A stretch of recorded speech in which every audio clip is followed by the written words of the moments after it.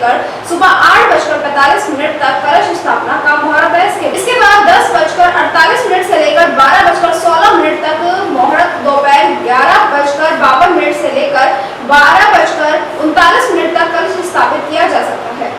हमारे शारदीय नवरात्रा की स्थापना होने वाली है और ये नवरात्रा शारदीय नवरात्रा माँ जगदम्बा जगत जननी के पूजा का, भक्ति का, तप करने का बड़ा एक सुगम साधन है।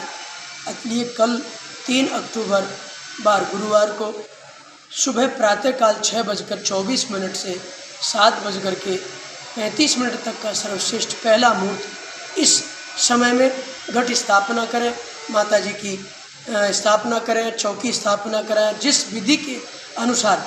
वैसे तो जो षोडश उपचार की विधि के अनुसार माता की चौकी की स्थापना करें। ये प्रभात का पहला समय बड़ा श्रेष्ठ है।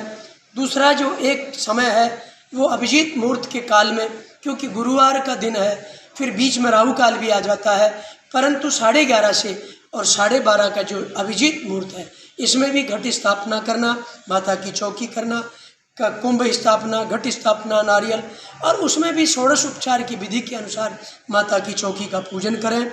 और जो भी इष्ट मित्र, माता बहन, भाई बंधु जो ये शारदीय नवरात्रा है इनकी पूजा अर्चना करें।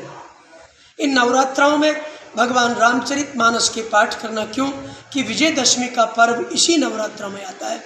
भगवान राम के द्वारा पाप, अहंकार, अत्याचार आदि विपत्तियों का जो अंत होता है और एक सुगमता का वातावरण मालूम होता है, तो ये नवरात्रा माँ जगत जननी जगदम्बिका का पूजन करने का सर्वश्रेष्ठ है।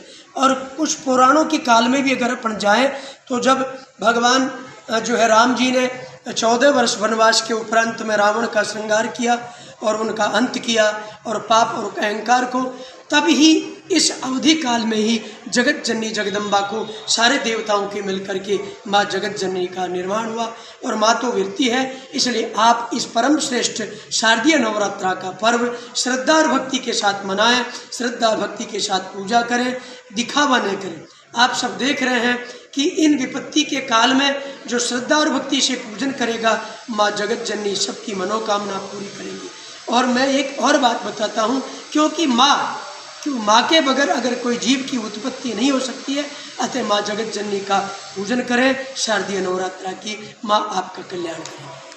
देखिए, आपका चैनल जो पूछ रहा है वह मैं भी यही कहना चाह रहा हूँ कि आप श्रद्धा और भक्ति विधि के अनुसार करेंगे तो ही आपको ये पुण्य फल की प्राप्ति होगी।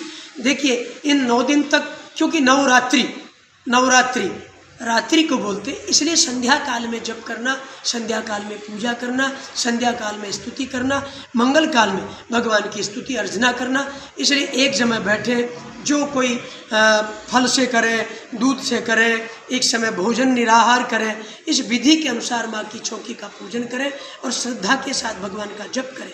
दुर्गा सप्तशती करें, श्री रामचरितमानस का पाठ करें या उसका जप करें या नवांश के पाठ करें, अर्घा करें, कील का करें, क्योंकि ये देवी के नवरात्र है। इसलिए बैठ करके एक काल की फल में विधि के अनुसार जो करते हैं उनका ये फल मिलता है।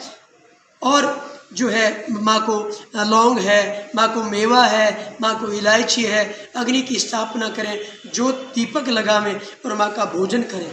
और अनेक प्रकार की जो वस्तुएं हैं वो माँ को नहीं चढ़ती है, इसलिए मेवा सर्वोपरि है। मेवा का भोग लगाना श्रेष्ठ है। लौंग का, अगर आप इधर उधर की वस्तु आपके पास उपलब्ध है और ये बाजार की वस्तु की बजाय तो एक लौंग का जोड़ा भी अगर माँ को भोग लगाएंगे तो आपका फल आप